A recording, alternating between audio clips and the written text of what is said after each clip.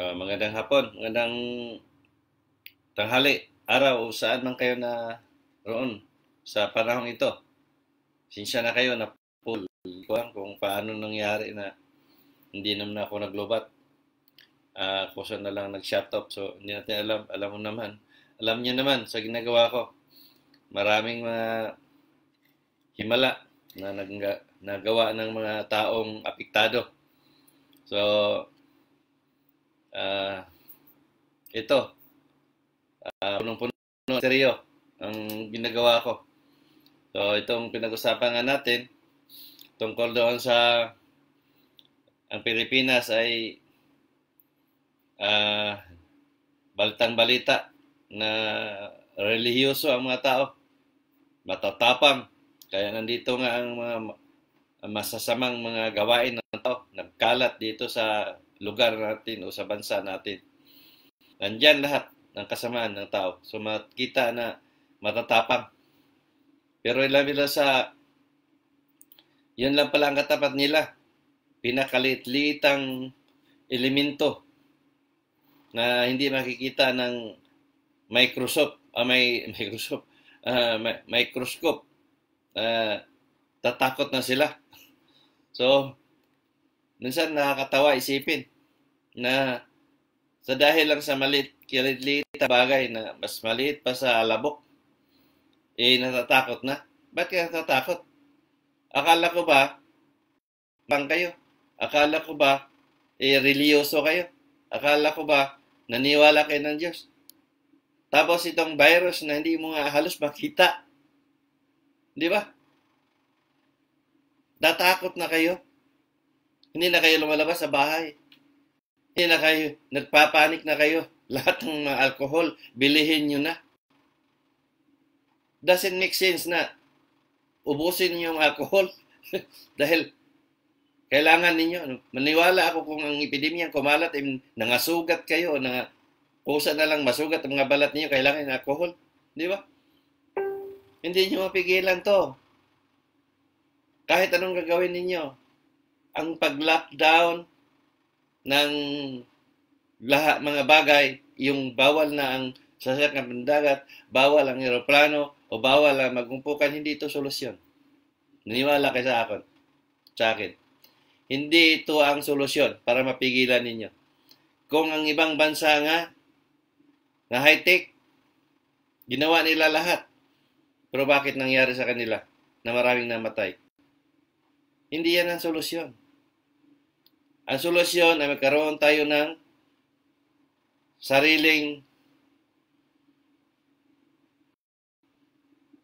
disiplina. Anong mga disiplina ito? Ito dapat ang ituturo ng gobyerno. Ang magkaroon tayo ng pangsariling disiplina. Ano i-lockdown nila? Yung sasakyan pandagat kasi doon ang mga tao? Paano naman yung mga boss? Magkapalitan na ng muka. Paano naman yung nasa palengke na nagsiksikan? Ang mamimili at ang nagtitinda. Kung mag-lockdown, lahat na. Di ba? Wala na magtitinda, wala nang mamili, nasa bahay lahat. Maghihintay na lang mga tao kung kailan mamatay. Bakit maghintay? Kung makasurvive man kayo ng ilang araw dahil meron kayong naimbak na pagkain, sa sunod na mga araw, lalabas pa rin kayo. So wala din ang lockdown. Dahil dadapuan pa rin kayo ng sakit. Hindi lockdown ang solusyon. Una, kung ang doktor, ang nurse na balot na sila, nakagagers na sila, wala nang makapasok kung tutusin, kung isipin natin. Mula paa hanggang ulo, nakabalot na sila. Pero bakit namamatay sila? Nahawaan sila. Dito natin makikita na ang pagtago sa loob ng bahay, ang hindi paglabas sa loob ng bahay, ang hindi pagpunta sa maraming tao o saan man, ay hindi ito ang solusyon para maiwasan ang sakit na kumakalat. Una, Paniniwala ng bawat isa. Paniniwala sa Diyos, paniniwala kung ano man ang dapat kailangan sundin dahil yun ang nararapat. Ngayon, tayong nasa katungkulan na hangad natin ang kaligtasan ng mga tao, ituro sa bawat isa o sa lahat ng tao sa bansa natin kung ano ang nararapat na safety measure para maiwasan ang pagkalat ng sakit. Tulad ng pagsuot ng mask sa mukha. Ngayon, anong purpose ng mask? Ang alam ng tao, para hindi malanghap ang virus. Yun ang alam ninyo. Tulad ng sinasabi ko, ang doktor na balot ha, doon pa sila sa pressurized na kwarto na may nagsasak, ibubuga sa labas ang kung ano man ang mayroong mikrobyo. Negative pressure pa mayroon doon. Ang mga nurses nandoon na pumapasok na balot. May mga saradong goggles pa ang ginagamit. Pero bakit nahawaan sila? Di ba nyo naisip yun? Buong akala ninyo ligtas na kayo sa mask ninyo? Hindi yan makakaligtas. Dahil makapasok pa rin ang mga mikrobyo sa katawan ninyo. Ang mask ay isa lang yan sa nakakatulong. Pero hindi ibig sabihin na maiwasan mo na kung talagang darapuan ka. Ang mask kasi, pag meron sa bibig mo, hindi ka basta-basta kakain ng may hawak, lalo na pasag na sa lakad ka. Ang ilong mo, pag madumi o magkate, automatic ang daliri mo, kinakalikot mo. So hindi mo alam na mayroon parang virus para sa daliri mo at naipasok mo doon. So nakakatulong. So ito yun, sinasabi ko sa inyo. Paano naman yung ibang butas ng nasa katawan natin? Paano naman yung sa mata natin na may butas? Pag nalagyan ng virus, maaaring papasok ito sa mukha natin o sa loob ng katawan natin. Paano naman yung tainga natin na walang takip? Pag pumasok ang virus doon, ano mangyayari? Papasok pa rin sa katawan ninyo. Naiwasan ninyo sa ilong at mukha ninyo, pero sa mata at tainga ninyo, hindi naman ninyo natatakpan. Kunan ninyo ng basing tulad ng sinasabi ko. Ang mga doktor at nurses, balot na balot sila. Para silang binalot ng plastic na sarado-sarado. Pero bakit namamatay sila? Bakit nahawaan sila? Kaya itong ginagawa natin, ang safety precaution natin, yun ang kailangan.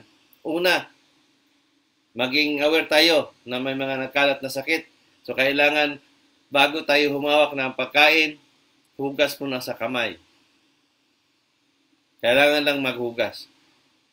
Kung tayo bawat isa sa atin na inuubo, huwag kang uubo sa harapan ng kapwa mo. Kung maaari, takpan mo ang bibig mo o harap ka sa lupa para hindi mahawaan ang katabi mo. Ngayon, kung may sakit ka mismo, ikaw mismo, huwag kang lumabas.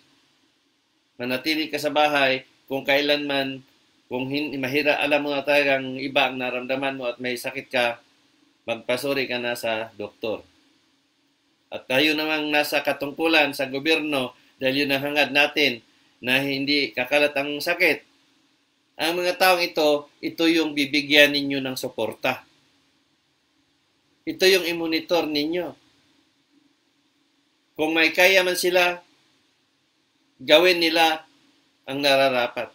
Pag walang kaya, suportahan ninyo. Bibigyan ninyo ng budget para ang sakit nila malunasan at ayun na mawala sila sa mundong ito. Ito yung ipanukalang gagawin ninyo sa bawat barangay na i-monitor ang mga taong napiktuhan ng epidemyang ito.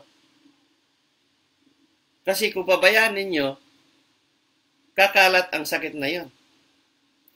Kailangan meron siyang kung saan siya ilagay, sa hospital ba na walang ibang makadalaw, yun ang gagawin kung kailangan. Katulad ng ginawa ng ibang bansa. Tulad doon dito sa amin sa Australia, ganun ang ginagawa. Nilagay sa isang island ang apektado. Walang makakadalaw. Kung nasa hospital, hindi pwedeng pumasok at hindi pwedeng makipaghalubilo sa close distance doon sa apektado. Dito sa atin, ano ang meron sa Pilipinas? Di ba? Ang kalit-liitang element na ito, hindi natin makikita sa ordinaryong kagamitan. Hindi makikita ito ng telescope. Hindi ito makikita ng microscope. Ang makakita nito, ang elektron. Kung tama ako, ito ang pinakamahal na gamit. Sino ang makakabili nito? Ang nag-leading na bansa, tulad ng Amerika, Japan at iba pa. Pero ang Pilipinas, kaya ba ito bilhin? Mahal ito. Wala akong pinag-aralan, wala akong alam kung ano ang virus. Pero sa sarili kong pangunawa,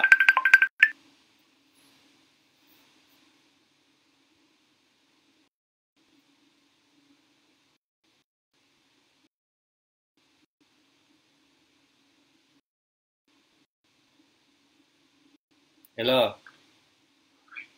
Hello. Oh, sandali lang kasi nag-live ako. I-off mo muna. Nag-live ako. Sorry. Manood kasi live. Sorry, off ko na. Pasensya na kayo, may tawag. Yung elementong ito, itong virus na ito, powerful ito. Ang electron na gamit na microscope, yun ang pwedeng makakita nito. Mahal ito, wala ito sa Pilipinas. Kaya hindi natin ito kayang bilhin. Ngayon, yung classification ng virus, hindi ko naman ako nag-aaral tungkol sa virus na ito, kung ano man ito. Pero sa sarili kong pangunawa, kung tama man ako, kung mali ako, iko-correct ninyo. Dahil ang virus na ito, hindi ito natin ma-classify na living things or dead living things. Ang virus na ito, nasa gitna. Kung maka-attach siya doon sa dead living things, patay siya. Pero kung maka-attach siya sa living things, buhay siya. Kaya pwede siyang gagamit ng bakterya. Yan ang bakterya ay living things. Ang bakterya na ito, pag nasa katawan natin, pag alam ng virus na nasa katawan na siya, papatayin niya ang bakterya. At siya na mismo ang manalasa sa katawan ng tao. Sino ngayon ang maapektuhan nito? Ang mga taong mahina. Mahina ang fighting spirit, mahina ang immune system, mahina lahat. Pag mahina ang immune system mo, mas madali kang dapuan ng sakit. Kaya kailangan tayo laging healthy. Manatiling healthy. Kakain ng masustansya. Iwasan ang marurumi na mga gamit o pagkain na matiintik natin. Ngayon, iwasan ang depression kasi isa ito sa nakakahina ng immune system. Ngayon, pag nasa katawan na ang virus na ito yung isabi natin na powerful. Alam niyo kung bakit powerful? Kung meron kayong mga vaccine na sa katawan ninyo, ang vaccine na ngayon na kung nakalipas na taon, ang vaccine na ito ay hindi na ito nagagamit para sa tinatawag natin antay. Dahil ang virus na ito, nagbabago na siya. Kung baga, nagbabago na siyang anyo. Kung ang hubog niya noon bilog, ngayon, ang hubog niya, iba na. Iba na. Pwede na siyang triangle, pwede na siyang parang star o ano man. Kaya ang vaccine na para pang laban ninyo ay hindi na ito epektibo. ito yung kinaliit-liitang elemento na pinaka-powerful. Hindi natin nakikita sa naked eye natin, sa mata natin. So ngayon ang sinasabi ko, ang panglaban nito ay magkaroon tayo ng sariling disiplina sa bawat isa. Hindi ang bawal ang kumpukan, bawal ang sasakyan, pangdagat o panghipapawid man o panglupa man. Kailangan manatiling mahinahon. Hindi magpanik. Manatiling normal ang mga tao. So ginawa natin na i-lockdown natin para tuturuan natin ang tao na matakot. Sino ang hindi matakot? Mag-lockdown, wala nang kakain, kaya ang tao doon, nagtakbuhan, bumibili ng kung ano-ano, hinakot na lahat ng kaya nilang bilhin. Paano naman yung walang mga pera? Sige nga, kayo mag-isip.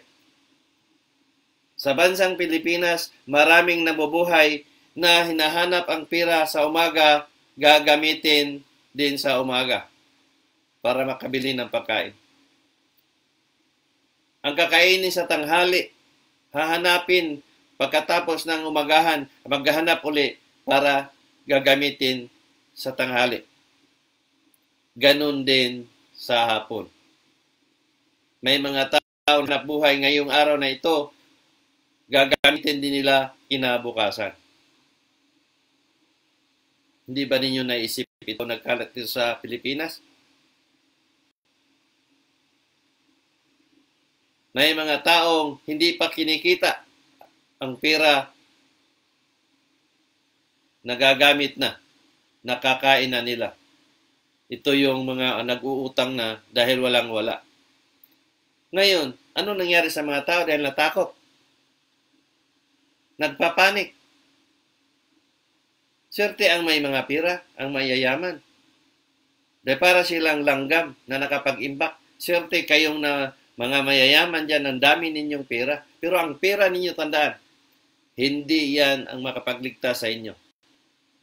Dahil lahat tayo may hangganan. Mag-imbak man kayo ng isang katirbang pagkain, punuin man ninyo ang bahay ninyo, punuin man ninyo ang bodega ninyo, mamatay din kayo. Hindi ibig sabihin na marami kayong pera, hindi kayo dadapuan. Nakit na ito. Kayo maraming pera, kayo ang madaling dapuan. Dahil kayo ang humahawak ng pera. Ang virus na sa pera mismo. Kaya kung sabihin nyo, hindi naman ako mahawak ng pera. Card naman ako. O ngayon, paano naman yung paghinga mo? Hindi ka na pala humihinga. Para sabihin mong walang virus na ang sinasabi ng Diyos nasa kasama ng hangin. Kung isipin ninyo, ang magbubuke doon, hindi nakahalubilo ng tao. Ang tao hindi nakapunta sa lugar na may virus, ibang karoon siya ng virus. Malinaw doon na meron na nadala ng hangin. Kaya hindi ibig sabihin, may pira ka, nasa loob ka ng kwarto, iligtas ka na. So, ganito yun. So ngayon, patuloy natin yung kalupitan ng isang virus. Ngayon nga, sabi ko na ang panglaban natin ay kalinisan o disiplina sa sarili.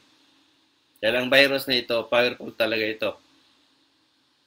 Na pag humina ang immune system natin, ang virus na ito ang mag-take over doon sa mga cells natin kasi humihina na siya. Kapag mahina ang immune system natin, babilis siya mag-multiply para i-manipula ang mga cells natin hanggang sa humihina na tayo at mawala ng sabihin nating buhay. Pero kung malakas ang immune system natin, ito ang panglaban natin na hindi basta-basta tayo madadapuan o hindi tayo basta-basta ang talunin ng virus na ito. Ngayon, hindi natin na iniisip ang mga bagay na ito. Dahil alam natin, ang virus Kailangan lang hindi makapasok sa katawan o sa ilong o sa bibig. Pero hindi natin naisip na ang mata natin ay isang butas din ito. Tainga natin, isa din ito. Kung hindi naiwasan mo man na maipasok ang daliri mo o sa ilong mo o sa bibig mo pagdating din sa pagkain. Paano naman yung kinakain natin? Nandoon nakaladlad sa hangin. Di ba? Yung mga binibili natin pagkain sa restaurant o saan man. Hindi natin alam na ang mismong nagluluto, meron pala doong bakterya o virus sa kanya napunta sa pagkain. Paano naman yung prutas natin? Nakaladlad. Di ba? Hindi niyo alam na dapuan pala ng virus yun. Did siya kasi hindi siya living things ang prutas. Ngayon, pag nakain natin, maging living things na ang virus na yun. So, nakakain pa rin natin. Kaya sabi ko sa inyo, walang maliligtas. Walang makakalusot. Kaya nga sabi nga ng Diyos, Diyos lang ang makapigil nito. Diyos lang ang napaglas. Kaya, nakakatawang isipin na tayo mismo, sinasabi natin, bansa natin, relihiyoso. Makakadaan ng simbahan, nagsasign of the cross. Di ba? May kidlat, nagsasign of the cross. May gulog, nagsasign of the cross. Ganun ka. Kaya nga sabi ako nung tanga o bobo ang tao. Tapos sa virus nito, kalit-liitan, takot na kayo. Kala ko ba matatapang kayo? Di ba? Anong sabi ng mga nangutya? Pumunta ka sa Japan o saan man sa China, manggamot ka ng virus doon.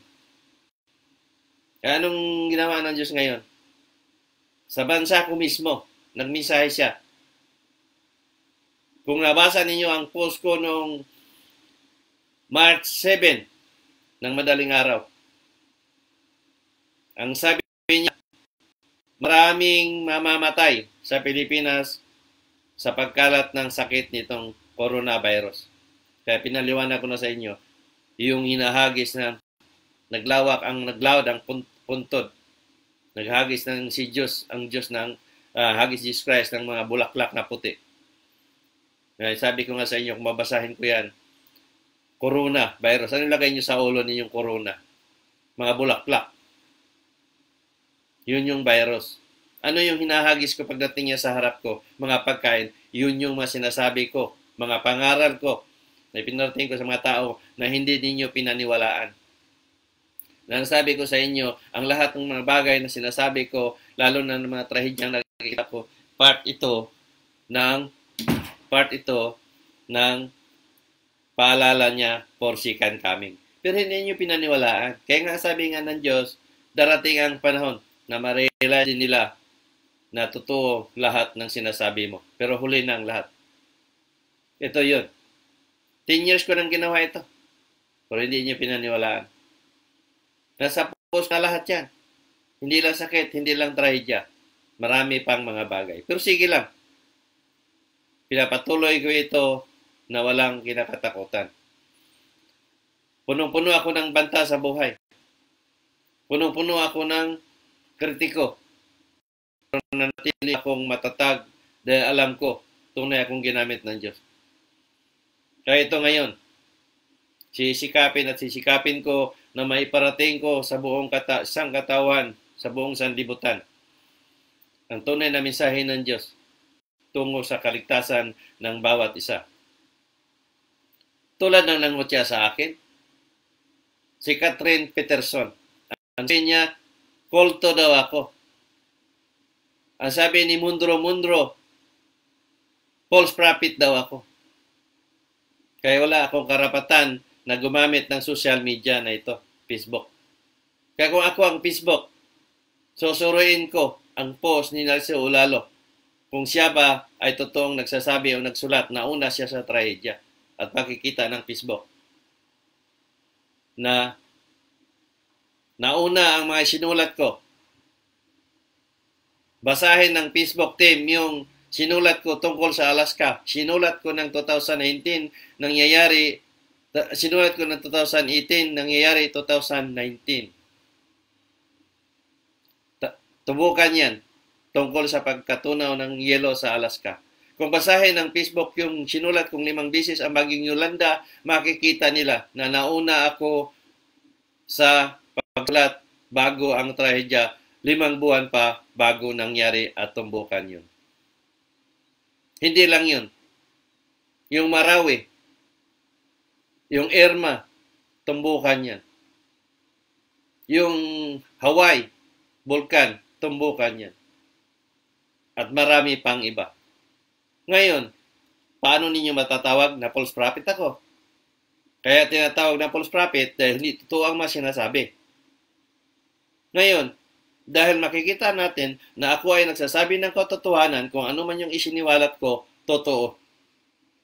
Kayong itong mga nangutya, ito nagsasabing wala akong karapatang gumamit. Ito sa Catherine Patterson, si Mundro, sila ang dapat walang karapatang gumamit ng social media dahil puro sila kasinungalingan. Sinasabi nilang ako ang bully. Paano ako naging bully? Nagsasabi ako ng katotohanan. Nagsusulat ako ng katotoo. Itong mga taong ito, may nagagawa ba sa kapwa nila? Wala.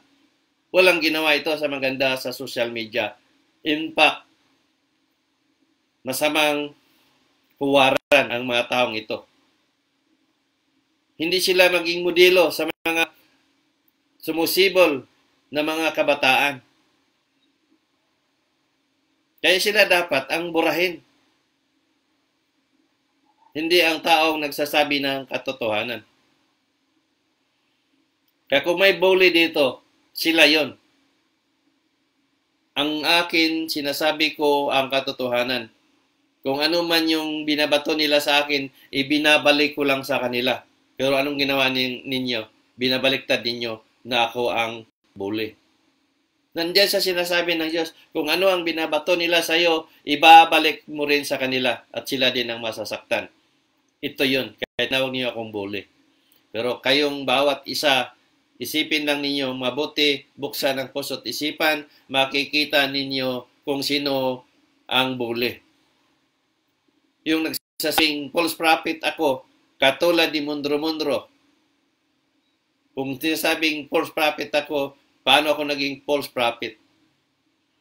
Kung suriin ninyo ang mga post ko na nauna ako sa mga pangyayari at maraming tumbukan, ako ay may kayang gawin. Ang boses ko makaparating, nagkalat ang mga testimony na mga taong ginamot ko na absolutely free. Itong mga taong ito ang walang ginawa kung hindi mangutya o anuman na walang kayang gawin. Kaya itong mga taong ito dapat ang hindi bibigyan ng pagkakataon na gumamit ng lahat ng social media. Dapat ang social media, bawal ang hindi nagsasabi ng pangalan. Dapat ilagay ang tunay na pangalan para alam kung sino ang dapat habulin kung ano man yung isiniwalat. Katulad ng ginawa ko, Narciso Ulalo na ito, mula itong nag-umpisa ako. Hindi gumagamit ng ibang pangalan. Ito dapat ang ginagawa ng gumamit ng social media. Kaya ang mga tao, madaling manloko, madaling magsasabi ng masakit dahil tatago sila sa palda ng kadiliman. Hindi mo basta-bastang mahabol kasi nagtatago sila. Ako, nagsasabi ako ng mga masasakit dahil totoo, pero hindi ako nagtatago. Pwede ninyo kabulin, pwede niyo ko indimanda sa korte kung gustuhin ninyo kasi hindi ako nagtatago sa publiko. Ngayon, paano nasasabi na false prophet ako? Paano nasasabing bullying ako na hindi naman ako nagtatago? Kaya itong mga taong ito, sila ang tunay na bullying at sila ang tunay na false prophet. Dahil silang lahat nagtatago, silang lahat ay walang kayang gawin. At silang lahat ay walang naitulong o naiambag sa kapwa nila kahit kapiranggot na bagay. Bagkus, hindi sila magandang huwaran ng mga kabataan. Ganito ang nangyayari sa social media. Kaya kayong may tamang pag-iisip, gamitin ninyo sa tama para hindi kayo matatawag na bubu at tanga na laging lumalabas sa bibig ko dahil yun ang nararapat sa inyo. Kaya nakakalungkot ng isipin.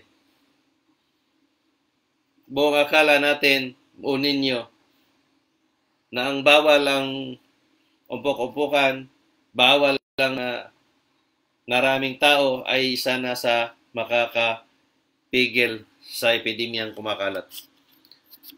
Yun nga sa sinasabi ko, disiplina sa bawat isa. Yun ang makakatulong. Maging mahinahon, paniniwala sa Diyos na ang Diyos ang tagapagligtas. Ipanituturo ng simbahan, Diyos ang tagapagligtas. Ngayon natatakot lang sa virus na kalitlitan. Nasaan ang Diyos doon na sinasabi ninyong ang Diyos tagapagligtas? Natatakot naman kayo. Di ba? So nawawala. Hindi pala totoo na kayo ay maka-Diyos. Hindi totoong naniwala ng Diyos. Malinaw ang sinabi ng Diyos. Coronavirus, huwag kang matakot. Ipatuloy ang paglalakad mong normal. So naglakad ako ng normal, nabubuhay ng normal na walang kinakatakutan. Ang asawa at anak ko, nurse. Ang asawa ko, nalaga ng pasyenteng may coronavirus. Kinakatakutan ng ibang kasamahan niya. Ayaw mag-handle kasi meron daw silang asawa at anak. Ang sabi ng asawa ko, paano naman yung asawa at anak ko rin? Di ba? Kaya sabi ko sa kanila, sundin nyo lang ang safety precaution na pinatupad ng hospital. At pananalig sa Diyos na ang lahat ng yan ay maiwasan na dumapo sa sarili ninyo. Yun ang tungkulin mo, gampanan mo. Yun sinasabi ko sa asawa ko. Gawin mo ang nararapat dahil diyan ka nabubuhay. Tungkulin mo yan, sinusumpaan mo yan sa batas ng lupa o sa batas ng kuban mo dahil yun ang paniwala mo na gusto mong magsilbi sa kapwa mo. Gampanan mo. Yun ang gabilin-bilin ko sa asawa ko. Ang anak ko din, yun din yung ni-remind ko sa kanya. Na gampanan ninyo ang obligasyon ninyo na yun ang profesyon ninyo. Sundin nyo lang ang safety measure kung ano man yung nararapat. Ganun lang. Pero ako naman, tingnan mo naman ako. Pumapag-uwi ng bahay ng asawa ko, malayo pa lang tumatawag pa, buksan mo ng pinto, diretso ako sa banyo dahil maligo ako agad. Oo. Minsan binibiro ko pa sa ako, anong hindi tayo tabi kasi mag-self granting ka. So, di ba? Natatawa lang asawa ko, pero katabi kami. Hindi man ako nadapuan. Kayo, pamilya ninyo hindi naman nakatabi, hindi naman nag-aalaga ng virus na yan na pasyente. Bakit takot na takot kayo?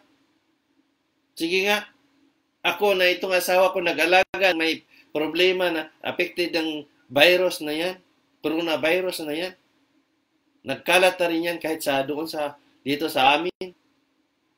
Di ba? Nagpanik na mga tao, nagpanik buying na, wala na mga dry goods wala na mga tissue mabili. Kami mismo, walang mabili kasi nagpanik na sila. Kami nanatiling normal. Hindi kami nag-imbak ng pagkain, hindi kami nag-imbak ng tissue. Nanatiling mahinahon. Dahil hindi yan ang makakatulong. Di ba? Halos araw-araw yung asawa ko nag-handle ng may sakit. Coronavirus. Yung anak ko nandoon nagtrabaho, ganun pa rin. Pero hindi naman ako nagmamas sa bahay. Di ba? Katabi ko siya sa pagtulog. Hindi naman ako nagkaroon ng takot. Pero kayo, anong ginawa ninyo? Takot kayo. Pero pakwentuhin kayo. Matatapang kayo. May Diyos kayo. Reliyoso kayo. Pero sa liit-liit na virus na yan, puro kaduwagan ang nasa kalooban ninyo. Pinapatunayan nyo lang na wadi totoong niwala kayo ng Diyos. Ako ang tunay na niwala ng Diyos. Dahil katabi ko mismo ang nag-look after ng may sakit na coronavirus. Gabi-gabi ko siya katabi. Asawa ko mismo. Bakit nanatili akong ganito? Katawiran ko, pag dumapo sa akin yan, kung hanggang doon na lang, tanggapin ko, hanggang doon na lang. Pero alam ko, kasama ko ang Diyos sa lahat ng panahon. Alam niya ito lahat. Nangyayari ito lahat sa buhay ko, katulad yung anak ko naging nurse, ang asawa ko nurse, at ako nurse. Pero hindi ako nag-look after ng pasyente sa ospital at nag-look after ako sa mga pasyenteng may problema sa lahat ng bagay. Mental, physical, at spiritual. Kaya higit pa ako sa kanila. Nurse ako dahil narsiso lalo ako. Pero doktor ako sa mental at physical at spiritual ninyo. Hindi ako lisensyado tulad ng mga doktor. Pero ang lahat ng ito nangyayari dahil sa sinasabi ng Diyos, ikaw ang nanggamot, pero ako ang nagpapagaling. Kaya ang tunay na doktor, ang Diyos natin. Ang Panginoon ng Diyos natin, siya ang tunay na doktor. Dahil siya ang nagpapagaling. Gaano man karami ang pira ninyo at hindi kayo pagalingin ng Diyos, mamamatay kayo at mamamatay at hindi makakatulong ang pera ninyo. Ang pera ay hindi makapagligtas. Bagkos, ang pera nakakapapahamak pa ng bawat isa. Kaya kayo, hindi ako naniwala. Kayong lahat, hindi ako naniwala na may Diyos kayo. Dahil sa turo ng mga at pastor na ang tagapagligtas.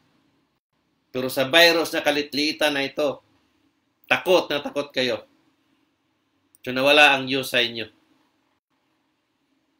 Ako ang tunay na niwala ng Diyos. Dahil wala ang kinakatakutan, kalaban man, mga taong naghangad sa buhay ko, ang sakit man na itong virus na ito, na kung saan-saan ako mapunta, wala akong kinakatakutan. At mismo ng asawa ko nag-alaga ng may pasyente virus, hindi ako natatakot. Kasama ko siya sa bawat araw. Nabubuhay kami ng normal. Ngayon, sino ngayon ang matakotin? Sino ngayon ang walang Diyos? Kayo. Dahil kayo ang natatakot na wala naman kayong kasamang may nag-look after o nag-alaga ng may sakit. Kaming magpamilya na natiling namumuhay ng normal, na natiling namumuhay ng mahinahon, na parang walang nangyari. Kaya kailangan lang gamitin ang tamang pag-iisip, pangunawa, at gawin ang nararapat para sa bawat araw ano man ginagawa natin para mabubuhay tayo ng walang problema. Kaya hanggang dito lang muna. Dahil mahaba na. And God bless us. Hangad ko sa lahat ng kapwa ko na hindi dadapuan. Pero ang Diyos ang susunod at hindi tayo o ako man. Kaya sa sarili nating paniniwala ng bawat isa ang makapagligtas natin. Alam natin na yun ang dapat gawin dahil yun ang dapat.